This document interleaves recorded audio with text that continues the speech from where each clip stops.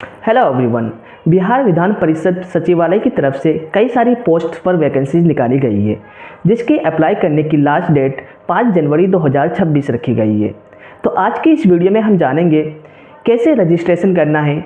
Registration से लेकर print तक स्टेप बाय स्टेप मैं आपको प्रोसेस बताने वाला हूँ, क्योंकि एक गलती आपके फॉर्म को रिजेक्ट कर सकती है। तो चलिए अपने कंप्यूटर स्क्रीन पर सबसे पहले मैं आपको दिखाता हूँ कि आपको एलिजिबिलिटी क्या क्या है। तो शुरू करते हैं इस वीडियो को। तो अब हम आ चुके हैं अपने कंप्यूटर स्क्रीन पर। तो सबसे पहले हम इम्पोर्टेंट डेट्स को देख लेते हैं। अगर आप देखें कि ये ऑनलाइन एप्लीकेशन की जो शुरुआत हुई थी 30/12/2025 से अप्लाई होना शुरू हुआ था, और लास्ट डेट जो है अप्लाई करने की इसकी 5 जनवरी 2026 रखी गई है। साथ ही साथ last date of fee payment जो है 7 जनवरी 2026 रखा गया है। तो चलिए सबसे पहले हम एलिजिबिलिटी जान लेते हैं। एलिजिबिलिटी अगर देखें तो निजी सहायक के लिए जो एलिजिबिलिटी है वो है कि अगर आप किसी भी मान्यता प्राप्त विश्वविद्यालय से स्नातक की डिग्री यानी ग्रेजुएशन किए हैं तो आप निजी सहायक के लिए एलिजिबल हैं। ये लेवल 7 की जॉब है, जिसमें आपको 44,000 से लेकर 1,42,000 रुपये तक आपको सैलरी मिलने वाली है। इसमें आपको यहाँ पर ध्यान देने की बात है कि यहाँ पर वांछित योग्यता के बारे में बात किया गया है। अगर आपके पास कंप्यूटर की डिग्री नहीं भी है फिर भी आप अप्लाई कर सकते हैं। अभी मैं आपको लाइव अप्लाई करके दिखाऊंगा तो आपको समझ में आएगा। काफ़ी बच्चे इसमें कंफ्यूज रहते हैं कि उनके पास कंप्यूटर की डिग्री नहीं है तो वो अप्लाई नहीं करते, लेकिन ऐसी बात नहीं है, आप सभी अप्लाई कर सकते हैं। इसके बाद है आंसू लिपिक की। यह भी लेवल 4 की जॉब है, जिसमें आपकी सैलरी रहने वाली है 25,000 से लेकर 81,000 रुपये तक। अगर इसमें भी अगर आपने स्नातक यानी ग्रेजुएशन आपके पास है तो आप इसके लिए अप्लाई कर सकते हैं। इसमें भी आपको वांछित योग्यता मांगी गई है कंप्यूटर की। अगर आपके पास कंप्यूटर डिग्री नहीं है फिर भी आप अप्लाई कर पाएंगे। इसके बाद है क्लास 12th लेवल के लिए डेटा एंट्री ऑपरेटर की। लेवल 4 की जॉब है, इसमें भी 25,000 से लेकर 81,000 रुपये तक आपको सैलरी मिलने वाली है। इसमें भी साथ ही साथ अगर आपने क्लास 12th पास किया है तो आप इसके लिए अप्लाई कर सकते हैं, सिर्फ क्लास 12th। इसमें भी वांछित योग्यता मांगी गई है। अगर आपके पास ये कंप्यूटर डिग्री है तो अच्छी बात है, अगर नहीं है फिर भी आप अप्लाई कर पाएंगे और इसमें सिलेक्शन ले पाएंगे। द नेक्स्ट है आपका, उसके बाद है निम्न लिपिक यानी एलडीसी की। लोअर डिवीज़न क्लर्क की भी वैकेंसीज निकाली गई है। इसके लिए लेवल 2 की जॉब है, 19,000 से लेकर 63,000 रुपये तक आपकी बेसिक पे रहने वाली है, जिसमें आपको अगर आपने क्लास 12th यानी इंटरमीडिएट पास किया है तो आप इसके लिए अप्लाई कर सकते हैं। इसमें भी ये वांछित योग्यता है, इसमें आपको ज़रूरी नहीं है कि आपको पास ये डिग्री होनी चाहिए AICTE जो कि कंप्यूटर की डिग्रीज हैं। अगर आपके पास नहीं भी है तो फिर भी अप्लाई कर पाएंगे। चलिए हम अप्लाई करना सीखते हैं, पूरा स्टेप बाय स्टेप प्रोसेस जानते हैं। तो मैं ले चलता हूँ आपको बिहार विधान परिषद सचिवालय की वेबसाइट पर। तो जैसे ही आप डिस्क्रिप्शन में दिए हुए लिंक पर क्लिक करेंगे तो आप सीधा बिहार लेजिस्लेटिव काउंसिल सेक्रेटरीट की वेबसाइट पर रिडायरेक्ट हो जाएंगे। जैसे कि हम न्यू रजिस्ट्रेशन है तो सबसे पहले हम न्यू रजिस्ट्रेशन पर क्लिक करेंगे। न्यू रजिस्ट्रेशन पर क्लिक करने के बाद हमें अप्लाई करना है जिस पोस्ट के लिए आप अप्लाई करना चाहते हैं। तो चलिए हम अप्लाई करते हैं निजी सहायक के लिए। अगर अप्लाई करना चाहते हैं तो निजी सहायक पर क्लिक करेंगे। अगर आंसू लिपिक के लिए इसी तरह, तो सबसे पहले हम अप्लाई करते हैं निजी सहायक के लिए। उसके बाद आपको अपना नाम डालना है। तो मैं ये डेमो पर्पज़ के लिए बना रहा हूँ तो मैं यहाँ पर डेमो लिख देता हूँ। देन आपको अपना नाम कंफर्म करना है। उसके बाद आपको नेम वगैरह बिल्कुल सही डालना है। फादर्स नेम डालना है डेमो कुमार। तो अभी मैं सिर्फ क्योंकि आपको समझाने के लिए ये फॉर्म भर रहा हूँ, सिर्फ डेमो कुमार। देन आपको अपना डोमिसाइल चूज करना है। अगर आप बिहार के निवासी हैं तो आप यहाँ पर चूज कर सकते हैं यस। अगर आप बिहार के निवासी नहीं हैं तो आप नो चूज कर सकते हैं। तो अभी मैं फ़िलहाल नो चूज कर रहा हूँ कि बिहार के निवासी नहीं है। उसके बाद आपको अपनी कैटेगरी चूज करनी है। अगर आप UR है तो UR, अगर आप बिहार के निवासी नहीं है तो आपको कैटेगरी का फ़ायदा नहीं मिलेगा। तो यहाँ पर अपने आप ऑटोमेटिक आ गया कि UR आप सेलेक्ट हो गए। जैसे अगर आप यस सेलेक्ट करते तो आपको यहाँ पर कैटेगरी देखने को मिल जाती SC EBC BC BCW EWS, आप अपनी कैटेगरी चूज कर सकते। तो अभी मैंने नो चूज किया तो यहाँ पर UR आ गया। अब यहाँ पर आपको अपना जेंडर चूज कर लेना है। तो जेंडर में मैं मेल हूँ तो मेल चूज कर लेता हूँ। इसके बाद यहाँ पर है कि क्या आपने बिहार सरकार के गवर्नमेंट के अंदर में 3 साल तक जॉब किया है गवर्नमेंट में। तो जॉब तो नहीं किए होंगे, अगर जिसने किया है तो वो यस कर सकते हैं, तो वैसे तो ज़्यादातर नहीं करते हैं, तो नो। क्या आप एक्स सर्विस मैन हैं, तो इसमें भी हम नो करेंगे। फिर आपको अपना डेट ऑफ बर्थ चूज कर लेना है। तो डेमो के लिए मैं तो यहाँ पर कुछ भी डेट ऑफ बर्थ चूज कर लेता हूँ, 1 फरवरी 2004। तो इस तरह आपको अपना मोबाइल नंबर भी दर्ज करना है। तो आपको अपना मोबाइल नंबर वही डालना है जिसमें आपका OTP आने वाला है। तो मैं मोबाइल नंबर डाल देता हूँ, अपना मोबाइल नंबर। फिर मोबाइल नंबर डालने के बाद आपको फिर यहाँ पर अपना मोबाइल नंबर कंफर्म कर देना है।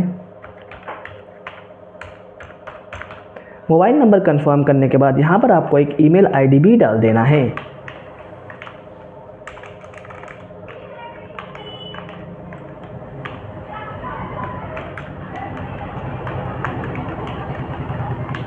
ईमेल आईडी डालने के बाद फिर आपको अपना ईमेल आईडी भी कंफर्म करना है। ये जो ईमेल आईडी और मोबाइल जब डालते हैं ना, तो आपको सोच समझ कर डालना है, क्योंकि उसमें आपका OTP आने वाला है। सो इसको आपको अच्छे से फिल करना है। ईमेल आईडी डालने के बाद फिर आपको यहाँ पर चूज़ करना है, जैसे कि मैंने आपको बताया, अगर आपके पास कंप्यूटर डिग्री नहीं है फिर भी आप अप्लाई कर सकते हैं। तो आपको यहाँ पर अगर आपके पास कंप्यूटर सर्टिफिकेट्स है तो आप यस करेंगे, अगर आपके पास नहीं भी है तो आप नो कर आप इसको अप्लाई कर सकते हैं। इसमें कोई दिक्कत नहीं होने वाली, क्योंकि वो वांछित योग्यता है, इसेंशियल योग्यता, एलिजिबिलिटी नहीं थी। उसके बाद टाइपिंग के लिए आपको यस करना होगा। टाइपिंग के लिए कोई सर्टिफिकेट्स नहीं मांग रहे हैं तो आपको यहाँ पर यस करना ही होगा। अगर आप नो करेंगे तो आप अप्लाई नहीं कर पाएंगे। तो टाइपिंग के लिए यस करना है, अगर सर्टिफिकेट्स नहीं है तो फिर नो कर सकते हैं, कोई दिक्कत नहीं होने वाली। फिर यहाँ पर है कि यहाँ पर आपको यस सेलेक्ट कर देना है कि आपके पास सभी डॉक्यूमेंट्स, सभी चीज़ें अवेलेबल हैं। तो यस करने के बाद आपको यहाँ पर इस बॉक्स पे क्लिक करने के बाद देन आपको इसमें क्या करना है, फिर आपको सबमिट कर देना है। तो इसको मैं इस साइड करता हूँ, सबमिट के ऑप्शन पर क्लिक कर देना है। तो यहाँ पर आपको अपने सारे डिटेल्स दिख जाएंगे कि name demo, father's name demo Kumar mail.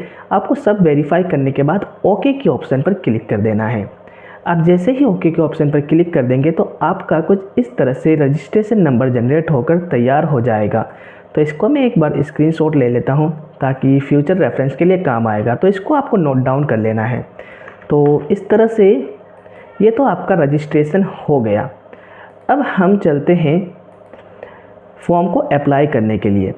तो यहाँ पर अब नेक्स्ट के ऑप्शन पर आपको क्लिक करना है।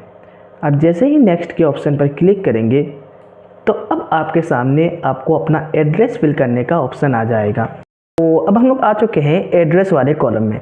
तो मैं यहाँ पर डेमो के लिए तो मैं अपना एड्रेस डेमो डाल देता हूँ। आप अपना एड्रेस सही से यहाँ पर फिल करना है आपको। तो मैं यहाँ पर डेमो डाल दिया और आपको फिर चूज़ करना है आपका स्टेट। अगर आप बिहार से हैं, अभी बिहार में ही हैं, तो बिहार सेलेक्ट कर लेना है। तो मैंने यहाँ पर बिहार सेलेक्ट कर लिया और डिस्ट्रिक्ट किशनगंज सेलेक्ट कर लिया। उसके बाद आपको अपनी कंट्री, तो इंडिया से हैं तो इंडिया चूज कर लेंगे। फिर आपको पिन कोड सेलेक्ट कर लेना है। पिन कोड सेलेक्ट करने के बाद अब आपको अपना परमानेंट एड्रेस भी डालना है। अगर आपका परमानेंट एड्रेस भी सेम है तो डाल सकते हैं, अगर आपका अलग है तो फिर आप अलग डाल सकते हैं। तो जैसे कि मेरा परमानेंट एड्रेस कुछ और है तो डेमो 1 डाल दिया मैंने। ओके, स्टेट में मैंने चूज़ कर लिया अभी दिल्ली चूज़ कर लिया और डिस्ट्रिक्ट में मैंने चूज़ कर लिया दिल्ली है। कंट्री इंडिया ही है, माना कि मेरा परमानेंट एड्रेस क्या है, दिल्ली में है, लेकिन मैं अभी रह रहा हूँ बिहार में। तो मैंने ये चूज़ कर लिया और मैंने ये अपना डाल दिया पिन कोड। इसके बाद यहाँ पर पूछ रहा है मैरिटल स्टेटस। तो मैरिटल स्टेटस में अगर आप मैरिड है तो मैरिड चूज़ कर सकते हैं या फिर अनमैरिड है तो अनमैरिड चूज़ कर सकते हैं। तो मैं अनमैरिड हूँ। अब यहाँ पर आपको एक फ़ोटो आइडेंटिटी प्रूफ देना होगा। तो इसमें मैं चूज़ कर लेता हूँ आधार कार्ड, क्योंकि आधार कार्ड सबके पास होता है। तो आधार कार्ड नंबर आपको यहाँ पर फिल करना होगा। तो मैं रेफरेंस के लिए अभी कुछ भी डाल देता हूँ। ओके, तो आप अपना आधार नंबर सही से फिल कीजिएगा। नेशनलिटी इंडियन चूज करना है। उसके बाद यहाँ पर आपको एक डालना है, क्या डालना है, विजिबल मार्क।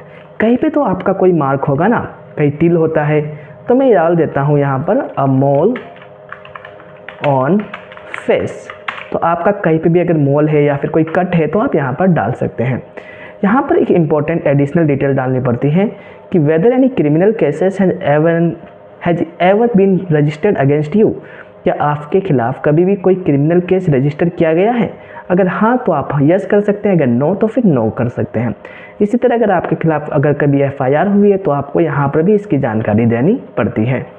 तो आपको सच्चाई बरतनी है और आपको जानकारी सही से देनी है। तो यहाँ पर मैं नो कर देता हूँ। उसके बाद चलिए नेक्स्ट के ऑप्शन पर क्लिक करेंगे। अब हमारे पास ऑप्शन आ गया एजुकेशन डिटेल्स को फिलअप करने का। सबसे पहले आपको यहाँ पर अपना स्कूल का नाम डाल देना है। तो स्कूल का नाम मैं डाल देता हूँ XYZ। उसके बाद आपको बोर्ड डाल देना है। अगर आप CBSE बोर्ड से हैं तो CBSE डाल सकते हैं। पासिंग ईयर आपको अपना चूज कर लेना है। देन आपको अगर आपके परसेंटेज में है तो परसेंटेज आपको यहाँ पर क्लिक करके टोटल ऑब्टेन मार्क्स 400, जितने आपने मार्क्स ऑब्टेन किए वो यहाँ पर फिल कर देना है। तो यहाँ पर आपका ऑटोमेटिकली मार्क्स वगैरह शो हो जाएंगे। फिर आपको 12th की अपने एजुकेशन क्वालिफ़िकेशन डालनी है। तो आर्ट्स लिया है तो आर्ट्स डाल सकते हैं, या फिर साइंस लिया है तो साइंस आप यहाँ पर चूज कर सकते हैं। नेम ऑफ द बोर्ड में फिर आप CBSE से किए हैं तो CBSE या फिर BSCB से किए हैं तो BSC भी डाल सकते हैं। देन उसके बाद यहाँ पर आता है आपने percentage yes, obtain marks 450 out of 500, first division yes. उसके बाद डिग्री की भी आपको यहाँ पर जानकारी देनी पड़ती है। तो आपने क्या किया है, BA किया है तो BA डाल सकते हैं यहाँ पर फिर XYZ कॉलेज डाल सकते हैं, मतलब अपना कॉलेज का नाम यहाँ पर डाल देना है। ABC यूनिवर्सिटी, मैं अपना डेमो के लिए आपको दिखा रहा हूँ सिर्फ, तो आप कोई भी यूनिवर्सिटी डाल सकते हैं, अपनी जो यूनिवर्सिटी है वो डालना है। पासिंग ईयर मैंने डाल दिया 2025, percentage marks obtained 1400 out of 1500 and first division. Qualification add करने के बाद आपको यहाँ पर नेक्स्ट का ऑप्शन दिखेगा, नेक्स्ट पे क्लिक करके इसको आपको सेव कर लेना है। अब हम आ चुके हैं अपने डॉक्यूमेंट्स अपलोड करने के सेक्शन में। तो सबसे पहले आपको डॉक्यूमेंट अपलोड में क्या क्या करना है कि सबसे पहले आपको अपना recent passport size photo upload करना है। फ़ोटो की साइज़ 50 KB से लेकर 100 KB तक ही होनी चाहिए। अगर इससे बड़ी या फिर इतने छोटी साइज़ की हुई तो आपका फ़ोटो अपलोड नहीं होगा। तो यहाँ पर चूज़ ऑप्शन पर क्लिक करके फ़ोटो चूज कर लेंगे हम लोग। तो मैंने ये फ़ोटो चूज कर लिया और यहाँ पर अपलोड के ऑप्शन पर क्लिक कर देंगे तो मेरा फ़ोटो यहाँ पर अपलोड हो चुका है। इसी तरह सिग्नेचर के ऑप्शन पर क्लिक करके सिग्नेचर चूज कर लेते हैं। तो आपको यहाँ पर कौन सा सिग्नेचर देना है, हिंदी सिग्नेचर डालना है। तो अपलोड के ऑप्शन पर क्लिक करेंगे तो जैसे कि देख सकते हैं यहाँ पर मेरा हिंदी सिग्नेचर अपडेट हो चुका है। अब यहाँ पर डालना है आपको इंग्लिश सिग्नेचर। तो फिर से आपको चूज के ऑप्शन पर क्लिक करना है और इंग्लिश सिग्नेचर को सेलेक्ट करके अपलोड के ऑप्शन पर क्लिक कर देना है। तो जैसे कि देख सकते हैं हिंदी सिग्नेचर भी आपका अपडेट हो चुका है। सिग्नेचर आपको 10 से 20 KB के बीच में रखना है दोनों सिग्नेचर को, और फ़ोटो को 50 KB से लेकर 100 KB के बीच में रखना है। इससे ज़्यादा कम रखेंगे तो अपलोड नहीं होगा। फिर आपको नेक्स्ट के ऑप्शन पर क्लिक करना है। आप जैसे ही नेक्स्ट के ऑप्शन पर क्लिक करेंगे तो आपका पूरा फॉर्म फिलअप होकर तैयार हो जाएगा। तो यहाँ पर आप एक बार अपना चेक कर सकते हैं कि सभी चीज़ें सही तो हैं। तो यहाँ पर जैसे कि आप देख सकते हैं आपका डेट ऑफ बर्थ या फिर आपका नाम वगैरह कुछ, अगर आपको कुछ गलती दिख रही है तो आप अभी ही इसको क्या कर सकते हैं, एडिट कर सकते हैं। एक बार फॉर्म सबमिट हो गया तो उसके बाद आप एडिट नहीं कर पाएंगे। तो मुझे लग रहा है कि मेरी सब चीज़ें सही हैं, तो मैं यहाँ पर इसको टिक कर जैसे ही टिक करूँगा तो यहाँ पर मेक पेमेंट का ऑप्शन आ जाएगा। फिर यहाँ पर क्लिक करके आप पेमेंट कर सकते हैं। तो फिर यहाँ पर आपको इस तरह क्लिक करना है और यहाँ पर प्रोसीड पेमेंट के ऑप्शन पर क्लिक कर देना है। आप जैसे ही पेमेंट कर देंगे तो यहाँ पर आपके पास पेमेंट के कई सारे ऑप्शंस नज़र आ जाएंगे। UPI के थ्रू भी पेमेंट कर सकते हैं, QR के भी थ्रू पेमेंट कर सकते हैं और कार्ड के थ्रू भी। आपको सिर्फ 100 रुपीज़ लगने वाले हैं, क्योंकि बिहार सरकार ने सभी फॉर्म भरने वाले को सिर्फ 100 रुपीज़ ही कोई भी फॉर्म आप भर सकते हैं। तो 100 रुपीज़ में आप इस फॉर्म को भर सकते हैं। पेमेंट आप इन तरीक़ों से कर सकते हैं। जैसे ही आप पेमेंट कर देंगे तो आपका फॉर्म सबमिट हो जाएगा और आप इसको प्रिंट कर पाएंगे। तो इस तरह से आप बिहार लेजिस्लेटिव या फिर बिहार जो विधान परिषद की जो ये वैकेंसीज निकाली गई है, इसके लिए आप अप्लाई कर सकते हैं बेझिझक होकर।